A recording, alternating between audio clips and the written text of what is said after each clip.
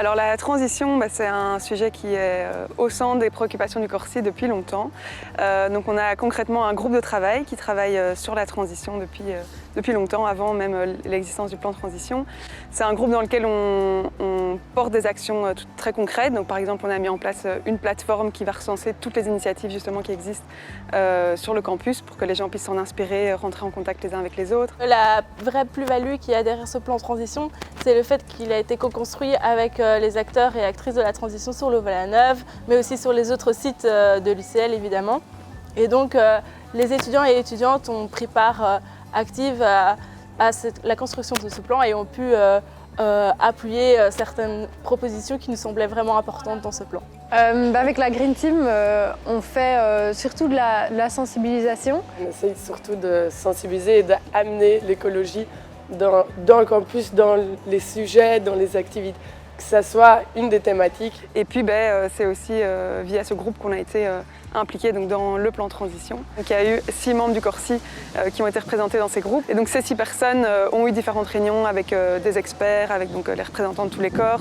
Je pense qu'ils ont beaucoup utilisé des outils d'intelligence collective proposés par le Louvain Learning Lab, il me semble. On continue à veiller à ce qu'au final, ce qui est demandé par le plan soit appliqué réellement et que ça ne reste pas juste un plan sur papier.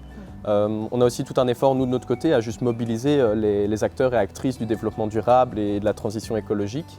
Et donc on a cet aspect à toujours faire attention à ces choses-là constamment et mobiliser en rassemblant les gens au sein de notre commission transition écologique, par exemple, pour pouvoir amener des nouveaux projets sur la table et faire avancer les choses dans le bon sens. Et donc je pense que là, il y a d'une part quand même une certaine volonté qu'il faut avoir de la part de l'institution et des différents niveaux de décision.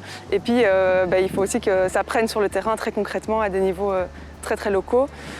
Et donc nous, notamment via notre groupe de travail, on est en lien avec ce qui se passe au niveau plus institutionnel pour essayer de le faire percoler, faire remonter aussi certaines choses. Et voilà, très concrètement, nous dans notre groupe, on essaie de mener vraiment des actions concrètes, mettre en place un compost, organiser une marche pour le climat, une COP étudiante, etc.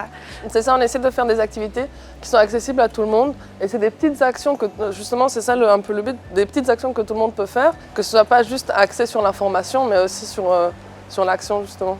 Par exemple, une clean walk qu'on a organisée, on fait des défis aussi, une semaine de défis écologiques. Et puis on va faire aussi des fresques du climat le 28 octobre, avant d'aller à la conférence avec Laurence Toubiana, pour essayer d'amener un maximum de personnes à assister à ce genre d'événements qui sont très importants pour nous.